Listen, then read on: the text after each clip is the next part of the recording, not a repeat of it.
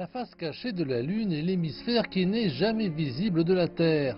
Le sol de la face cachée est accidenté avec une multitude de cratères d'impact et relativement peu de larges plaines basaltiques connues sous le nom de mer lunaire.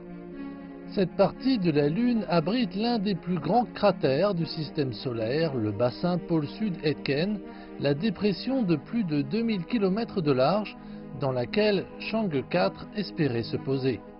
L'ancienne structure d'impact pourrait contenir des matériaux exposés provenant du manteau supérieur de la Lune et des indices qui pourraient aider à percer les secrets de l'histoire lunaire.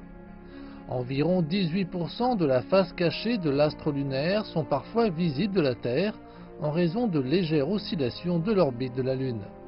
Les 82% restants n'ont pas été observés avant 1959, année où des photographies ont été réalisées pour la première fois par la sonde spatiale soviétique Luna 3. C'est en 1960 que l'Académie soviétique des sciences publie le premier atlas de la face cachée. Les premiers hommes ayant pu voir à l'œil nu la face cachée de la Lune sont les astronautes américains de la mission Apollo 8 qui marqua la première mise sur orbite autour d'un autre astre, en l'occurrence la Lune en 1968.